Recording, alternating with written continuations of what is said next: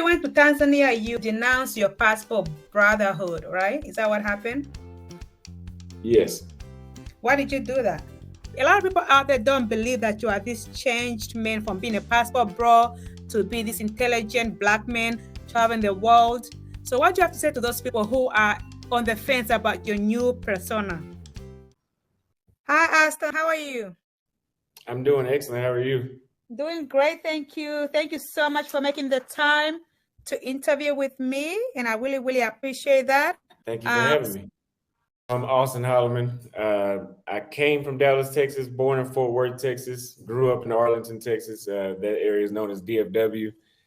I graduated high school, of course, went to college, dropped out to become a barber, got my own apartment. And then I was kind of frustrated with United States culture, so I decided to travel to Brazil, and it changed my life forever. And I went back a second time. And when I went back the second time, I came back and I talked about my experiences online, and that's how my YouTube career got started. And now, as of October 16th, 2022, I live overseas permanently. Okay, that's wonderful. So let me ask you, so your first trip out of America was to Brazil. That was real Brazil, right? Yes.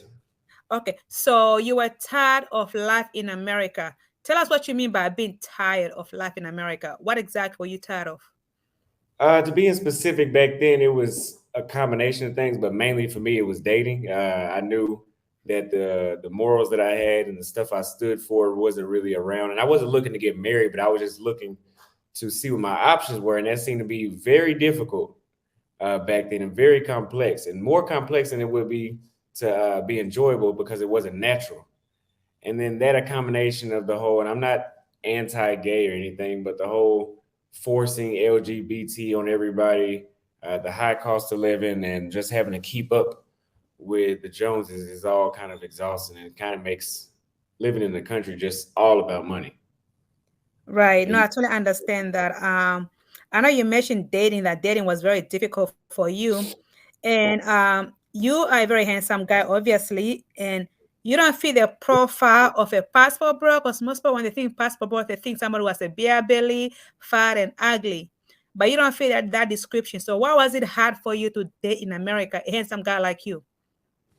Well, like I said, the stuff that I stood for and the amount of work I had put in on myself, I think I deserved a little more, not a little more, a lot more respect for my time and just my effort on making myself the best person that I did. I mean, we're always going to improve, but I was at a pretty good point. I think I was getting the bad end of the stick. Let me say that. Okay, so you're saying that the women around you were not your cup of tea, basically. Yeah, no, and I went to Brazil and it was perfect. Okay, so it's not that you had a hard time finding women, you just had a hard time finding your type of women. Yeah. And what's your type of women? In order, I like Black, Latina, white, and Asian. I'll date anybody, but in that order. In that order. Yeah, Brazil has a variety where you can pretty much find all of that. Right, and that's very interesting that you mentioned Black first, and then Latino, or Latina, and then Asian, because a lot of passport bros, they're known for mostly going for Latina. But when you say Black, what do you mean? Like, I know Black can be different. I was on Race or Race Live yesterday, and everybody was saying that you say that passport bros don't like Black women. And then I thought when you say Black women, you mean Black American women. So can you please clarify that? What you mean by Black women? Well, what I said was, and I knew that they would take that out of context, because he said I said all passport bros. I said the tweet that I put up says a good number, a good chunk, a good percentage of what I'm saying of the people that travel really dislike Black women, and it shows in my comments from when I came to Africa, and even before I came to Africa, even in my Facebook group, we had to kick a few dudes out for just borderline hate speech kind of behavior towards Black women. And when I say Black women, I'm referring to anybody of direct African descent, not just Black American women, but of course they don't like Black American women. Ah, okay. Thanks for clarifying that. Because I know when I'm online, when I hear about passport bros saying that they don't like Black women in America, I always thought that meant they don't like Black American women in America. Yeah. So to you, do you think that when passport bros say we don't like Black women in America, Do you think they mean everybody, including Africans and Afro-Latinos, or they just mean Black American women? Probably not Afro Latinos, but Africans too. Yes, they for some Okay. reason they look at Africans the same as Black Americans, but it's That's not. interesting.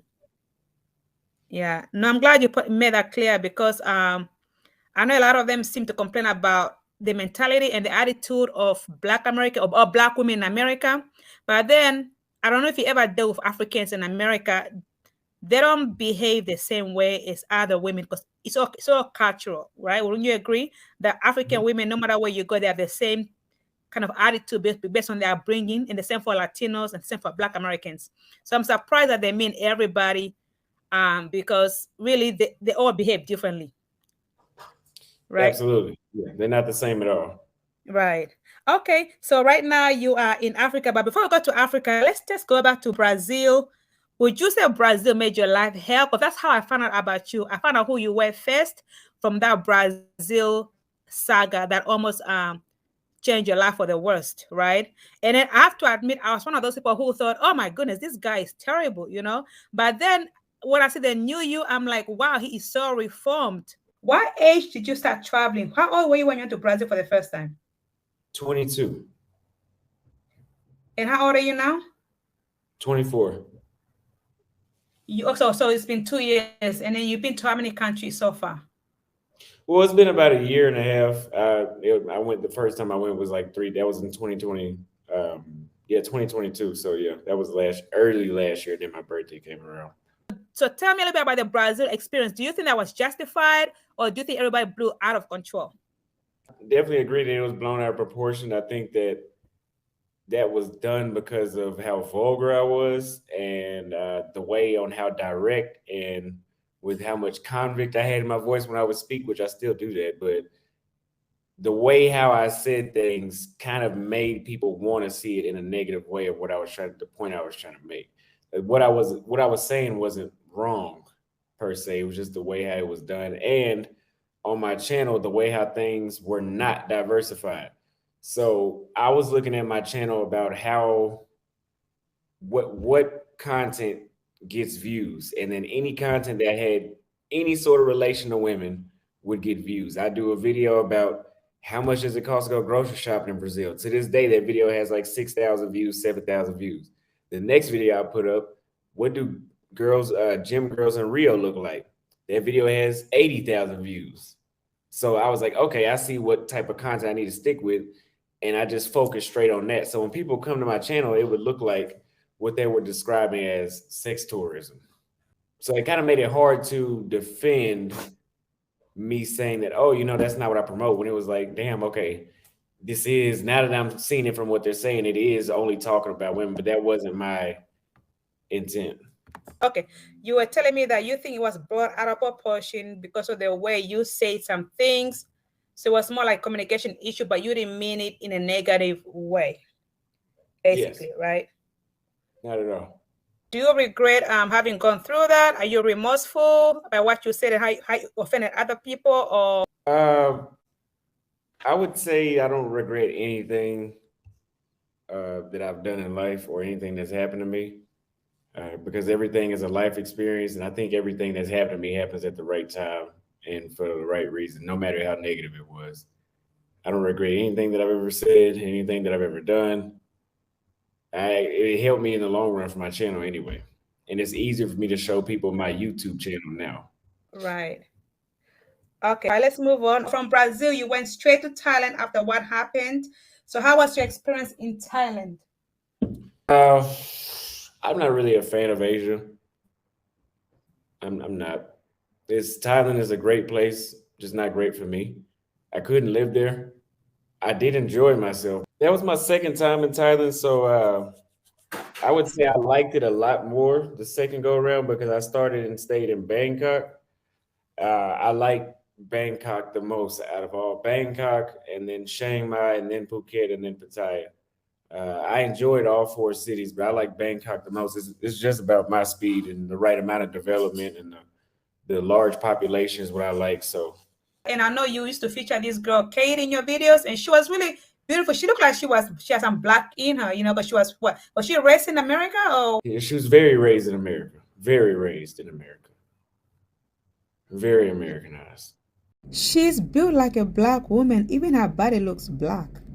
To a certain degree, but no, I wouldn't say she any Did black you hear hair. me? You said her body was kind of black. Yeah, like her shape and her body, like, but that was not natural. It was natural, but I wouldn't say it was black.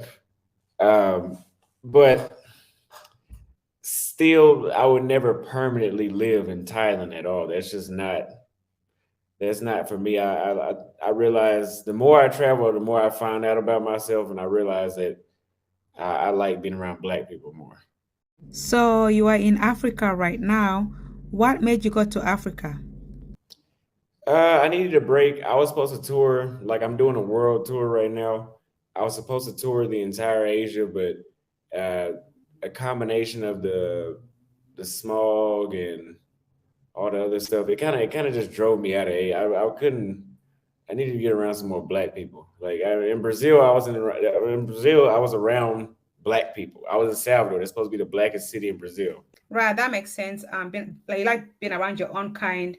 I actually had planned to go to Europe around this time because I wanted to kind of dodge the cold weather.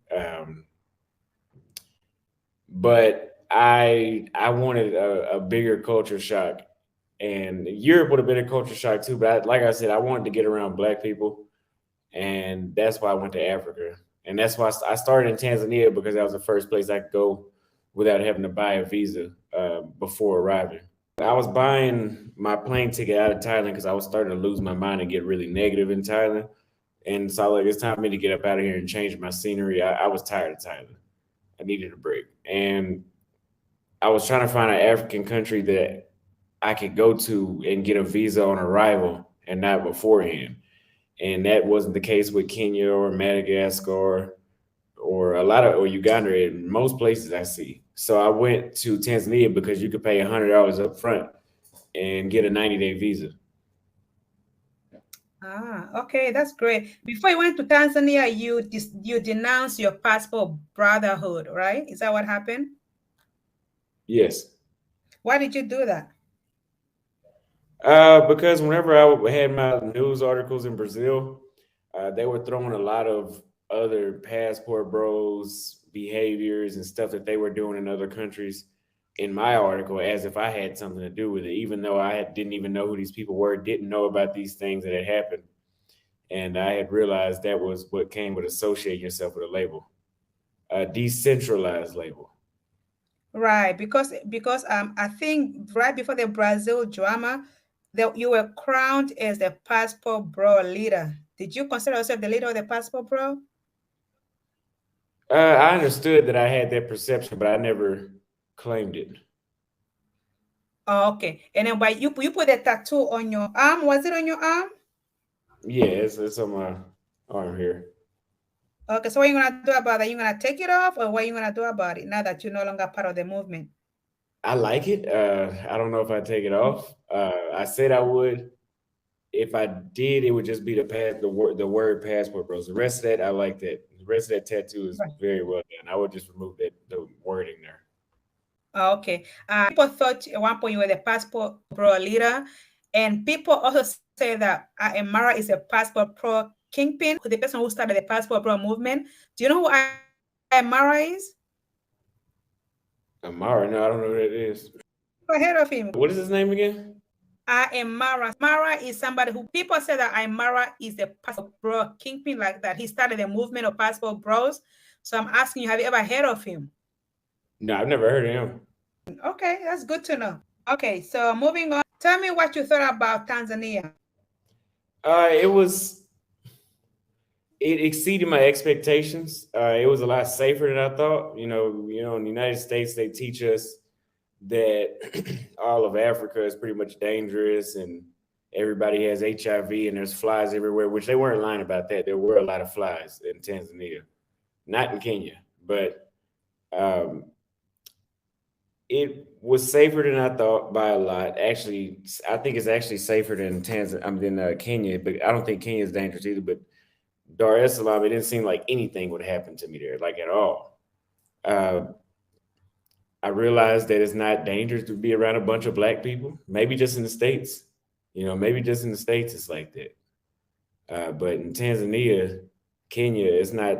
It doesn't seem so dangerous to see groups of people that look like me. But it was very cheap. The food was amazing. The women were reserved, but they were easy to talk to once they started talking to you. But they're not like the Kenyan women that you have to. I mean, that they'll show you if they're interested. Here, they're very open with how interested they are in you. Okay, so you said Tanzania was safe, the women were amazing, the food is good. It exceeded my expectations for Africa.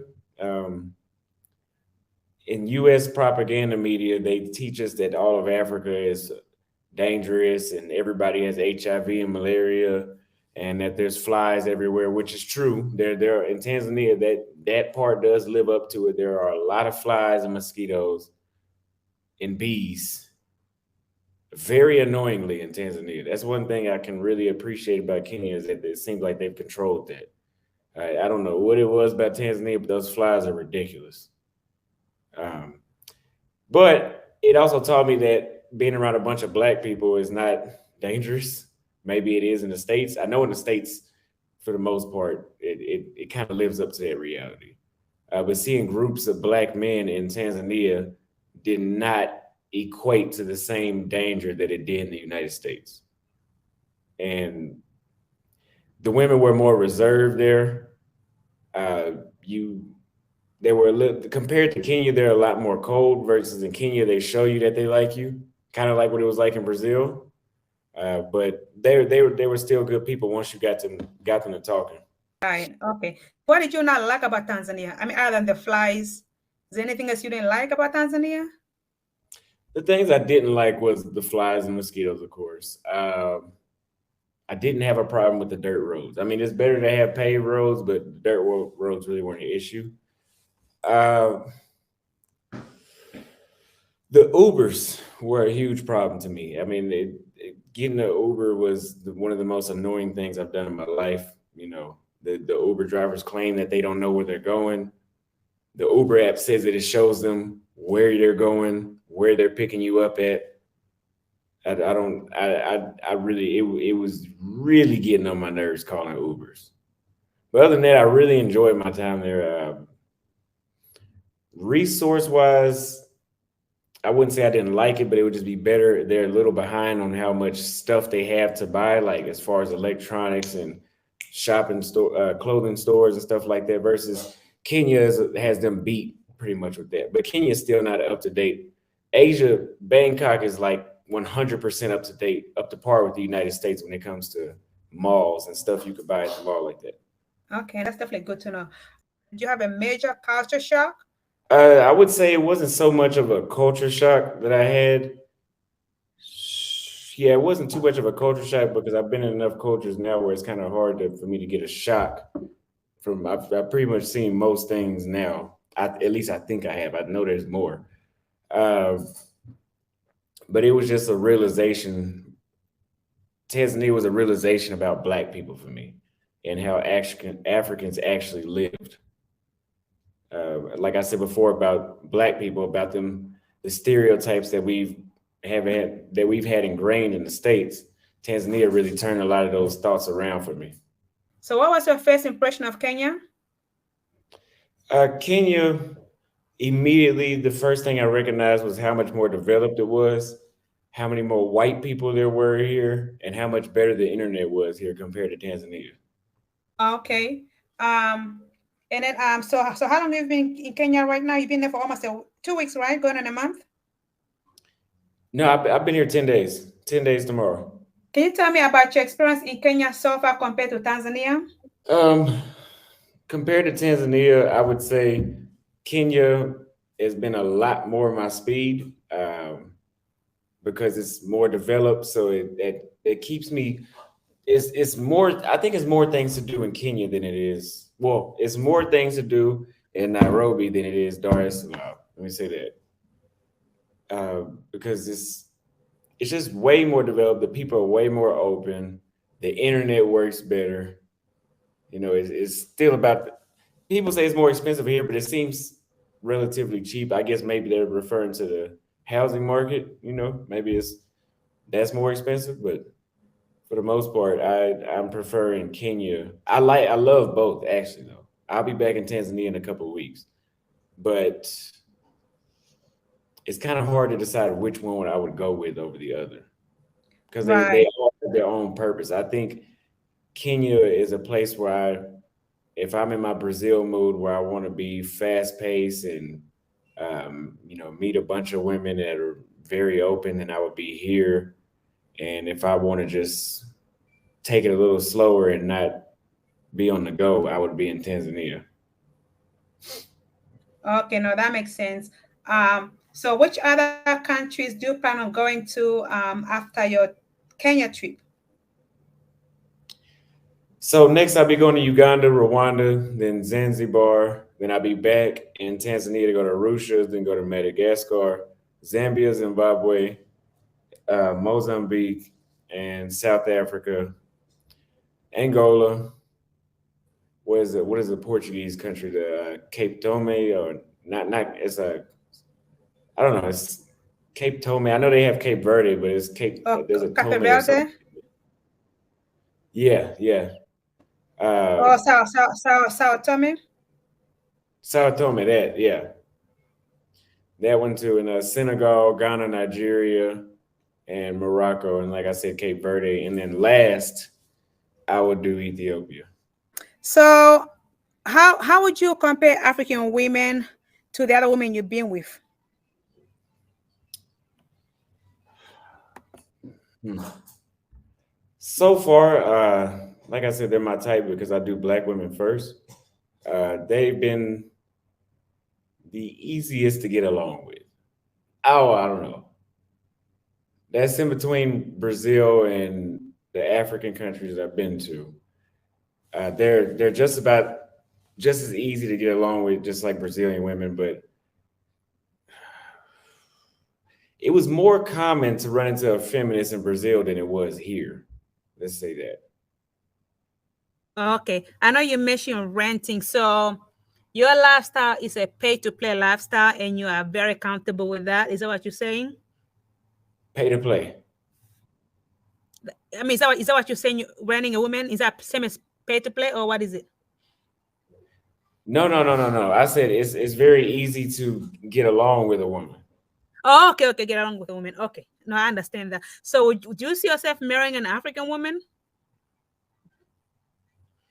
I would like to answer that after I finish traveling the world, but so far it doesn't seem very unlikely. Okay, no, that's great to know. That's great to know. So, for the other Black Americans out there who are on the fence about visiting Africa, what would you tell them? That majority of things that you're scared of so far that I can prove with only the two countries I've been to, uh, is fake news. I'm not saying HIV isn't as bad here. I'm not saying the mosquitoes don't carry malaria here. I'm not saying that there's not rebel fighters and terrorists here.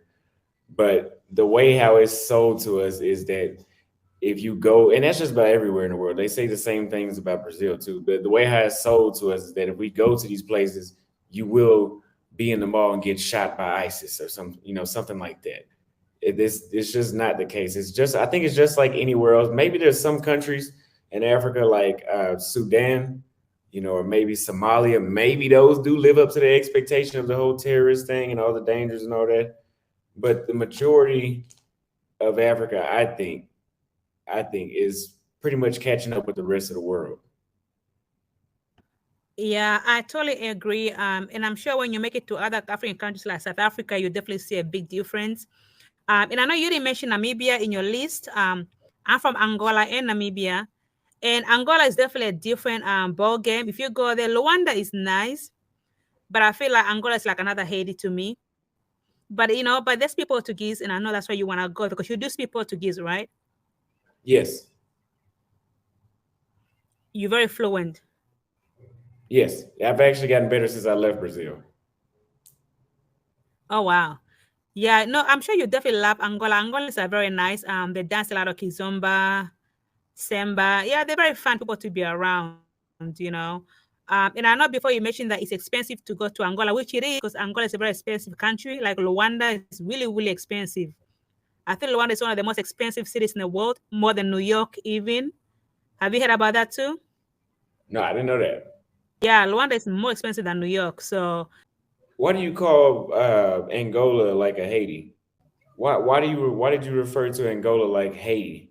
okay, so the reason why I say Angola is like Haiti, Angola is very dirty. Like Angolans are not the cleanest people. I love them, but they're one of those people, they like to look good, but they don't take care of the environment. Like you see trash everywhere. You know, if you go where they live, they're not very clean people. They just like to look good on the outside, but they don't take care of the environment. Let's put it that way. Wow. Yeah, trust. When I went there, it's like you see trash, water, dirt. Yeah, and then when you look at them, they look just awesome. But Luanda is a little bit better. If you go to Luanda, it's a bit better. But Luanda is very congested. Like traffic is off the hook. But you love it. I'll just go and check it out for yourself. You know, I don't want to discourage you. Definitely a good place to visit. Yeah.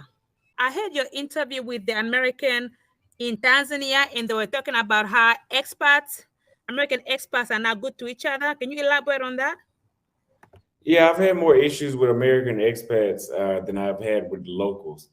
Believe it or not, I've had a lot of issues with. I've had the most issues with locals in Kenya. I don't know what. I don't know why, but I've had the most issues. It might be the people that I'm hanging around, but that and the expats seem to be a little more, cutthroat outside the United States. It seems like they have like an evil motive or something. A lot of them are lazy, and a lot of them are broke. A lot of them are broke, and they can't even afford to live in Africa.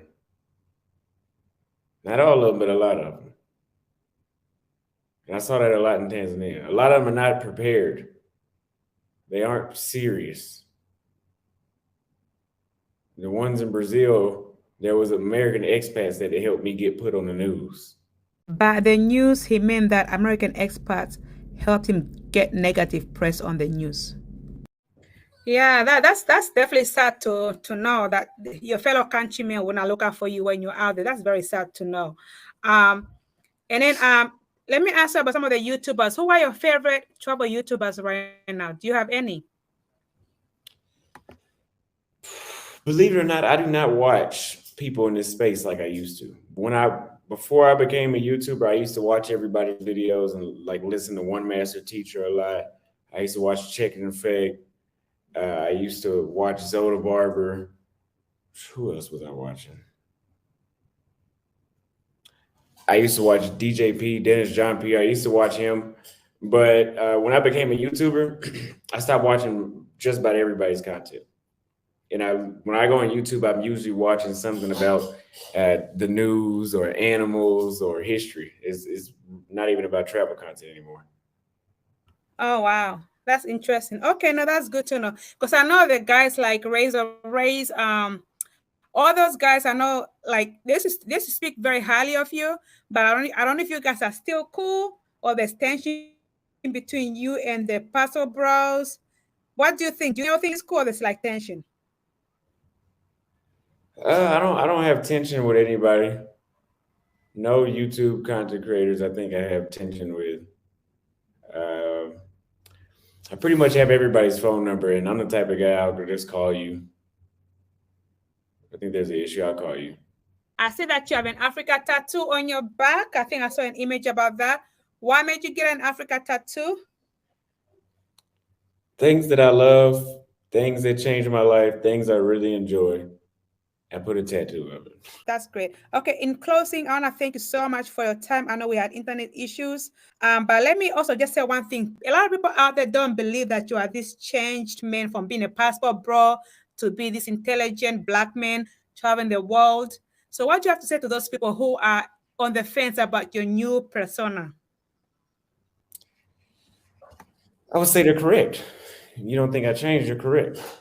My viewpoints are the same. I did a video. I put up a video yesterday and one of the talking points I had was have in my viewpoints changed. No, Now, my delivery, if we want to talk about change, my delivery has changed and how many rants I go on has changed. But overall, I still have the same beliefs. So I would agree with them. Just my delivery is different. So Austin Holloman is the same man, same person. He's just showing us a different side of him that probably we never saw before. Because even me, I'm quite impressed. A lot of people are impressed. I keep reading the comments. People are like, oh, wow, this guy is very mature for his age. He's only 25, 24, right? So 24? Yes. Okay. Yeah, because you come across very mature compared to how we met you through the Brazil saga. That's definitely good to know, and I appreciate your time. And in closing, is there anything else that you want to get out there about you, your travels, anything you want to tell the viewers out there? I don't have too much to say. I would just like to say to continue to watch. I'm going to keep traveling the world. I'm going to go to as many places as I can, and then before 2025. And like I said before, all my viewpoints are still the same. I'm still very right in my mind about a lot of things I came out saying about the world and U.S. culture. And I'm just going around the world proving to myself and documenting for everybody else to see. With that said, thank you for watching this interview. I hope you learned something from it. And do you think Austin is a change man?